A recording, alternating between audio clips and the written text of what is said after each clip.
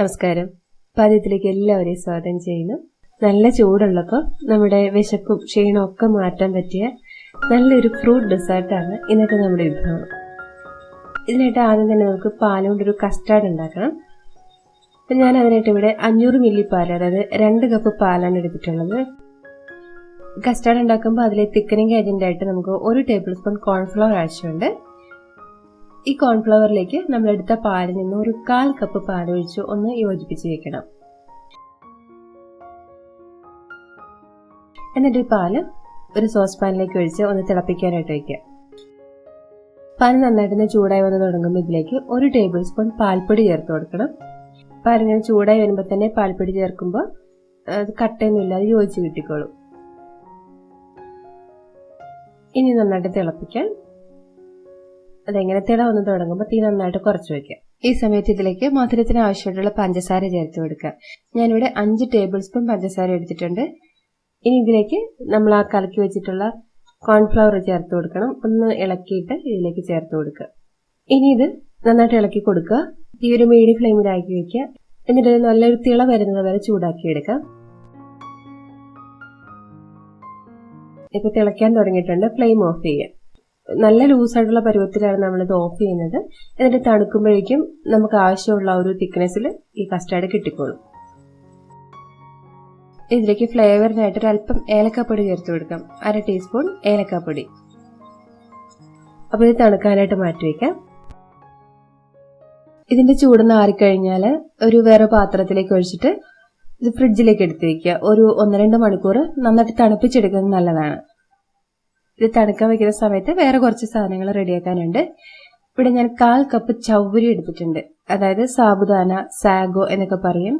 ഇതാദ്യം നന്നായിട്ടൊന്ന് കഴുകിയിട്ട് കുറച്ച് വെള്ളത്തിൽ ഇതൊന്ന് സോക്ക് ചെയ്യാനായിട്ട് ഇട്ട് വയ്ക്കണം. അത് ഒന്ന് സോഫ്റ്റ് ആയി കഴിഞ്ഞാൽ പെട്ടെന്ന് വെന്ത് കിട്ടിക്കോളും. ഇങ്ങനെ ഒരു 20 മിനിറ്റ് കുതിർന്നു കഴിഞ്ഞാൽ ഇത് വെള്ളത്തിൽ നിന്ന് ഊറ്റിയെടുക്കാം. എന്നിട്ട് ഇത് തിളച്ചുകൊണ്ടിരിക്കുന്ന വെള്ളത്തിലേക്ക് ഇട്ട് കൊടുക്കണം. എന്നിട്ടൊരു 3-4 മിനിറ്റ് ഒന്ന് തിളപ്പിച്ചാൽ മതി. അപ്പോഴേക്കും നല്ല സോഫ്റ്റ് ആയിട്ട് കിട്ടിക്കോളും.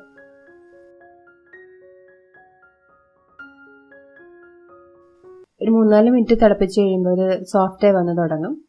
അങ്ങനെ സോഫ്റ്റായി തുടങ്ങിയാൽ ഇത് ഒരു അരിപ്പയിലേക്ക് ഊറ്റി മാറ്റാം.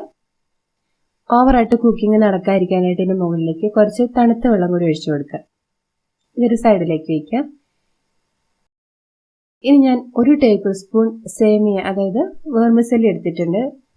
റോസ്റ്റഡ് വെർമിസെല്ലിയാണ്. ഇതും തിളച്ചുകൊണ്ടിരിക്കുന്ന വെള്ളത്തിലിട്ട് ഒരു 3-4 മിനിറ്റ് വേവിച്ചെടുക്കാം. എന്നിട്ടിത് അരിപ്പയിലേക്ക് ഊറ്റിയെടുക്കാം. ഇതിന് മുകളിലും കുറച്ച് തണുത്ത വെള്ളം ഒഴിച്ച് വയ്ക്കുക. തണുക്കാനായിട്ട് മാറ്റി വയ്ക്കുക. ഇനി കുറച്ച് കസ്കസ് എടുത്തിട്ടുണ്ട്. 1 ടേബിൾ സ്പൂൺ കസ്കസ് ഉണ്ട്. ഇതിലേക്ക് കുറച്ച് വെള്ളം ഒഴിച്ചിട്ട് ഇതൊന്ന് സോഫ്റ്റ് ആകാനായിട്ട് മാറ്റി വയ്ക്കുക. ഇത്രയും കാര്യങ്ങളൊക്കെ റെഡിയാക്കി വെച്ച് കഴിഞ്ഞാൽ ഇതിലേക്ക് നമ്മൾ ചേർക്കാൻ ഉദ്ദേശിക്കുന്ന ഫ്രൂട്ട്സും നട്ട്സും ഒക്കെ ചെറുതായിട്ട് മുറിച്ച് വയ്ക്കുക. ഇപ്പൊ കസ്റ്റാർഡ് ഒരു 2 മണിക്കൂർ ഫ്രിഡ്ജിൽ വെച്ച് നന്നായിട്ട് തണുപ്പിച്ചിട്ടുണ്ട്. ഇതൊന്നുകൂടി തിക്കായി വന്നിട്ടുണ്ട്. ഇതിലേക്ക് നമ്മൾ വേവിച്ച് തണുപ്പിച്ച് വെച്ചിട്ടുള്ള ചേരുവകൾ രണ്ടും ചേർത്ത് കൊടുക്കാം. വെർമിസെല്ലിയും പിന്നെ ചവ്വരിയും ചേർക്കാം. പിന്നെ കുതിർത്തെടുത്ത സബ്ജ സീഡ്, അതായത് കസ്കസ്, അതുകൂടി ചേർത്ത് കൊടുക്കാം. ഞാനിവിടെ കുറച്ച് നട്ട്സ് ചേർക്കുന്നുണ്ട്. അണ്ടിപ്പരിപ്പ്, കുറച്ച് ബദാം, കുറച്ച് പിസ്താഷ്യോ, ഇത്രയും ചെറുതായിട്ടൊന്ന് നുറുക്കിയിട്ട് ചേർക്കുകയാണ്. ഇതിനൊരു പ്രത്യേകിച്ചൊരു അളവില്ല, നിങ്ങളുടെ ഇഷ്ടം അനുസരിച്ച് എടുക്കാം. 2 തരത്തിലുള്ള മുന്തിരി എടുത്തിട്ടുണ്ട്. ഓരോ ടേബിൾ സ്പൂൺ വീതം എടുത്തിട്ടുണ്ട്. പിന്നെ 2 ടേബിൾ സ്പൂൺ മാങ്ങ ചെറുതായിട്ട് നുറുക്കി ചേർക്കുന്നുണ്ട്. 2 ടേബിൾ സ്പൂൺ ആപ്പിള്, അതും ചെറുതായിട്ട് നുറുക്കി ചേർക്കാം. 2 ടേബിൾ സ്പൂൺ പഴം, ഞാൻ ഏത്തപ്പഴമാണ് ചേർത്തിട്ടുള്ളത്. ഇത്രയും ഫ്രൂട്ട്സാണ് ഞാൻ ചേർക്കുന്നത്. ഇനി സെർവ് ചെയ്യാം. ഇത്രയേ ഉള്ളൂ. വളരെ ടേസ്റ്റിയാണ്. കുട്ടികൾക്കൊക്കെ തീർച്ചയായിട്ടും ഇത് ഇഷ്ടമാവും. നമുക്ക് സിമ്പിളായിട്ട് ഉണ്ടാക്കാനും പറ്റും. അപ്പോൾ നിങ്ങൾ ട്രൈ ചെയ്ത് നോക്കുക. നിങ്ങളുടെ ഫീഡ്ബാക്ക് അറിയിക്കുക. ഇഷ്ടപ്പെട്ടെങ്കിൽ ലൈക്ക് ചെയ്യാനും അതുപോലെ ഫ്രണ്ട്സിനും റിലേറ്റീവ്സിനൊക്കെ ഒന്ന് ഷെയർ ചെയ്ത് കൊടുക്കാനും മറക്കരുത്.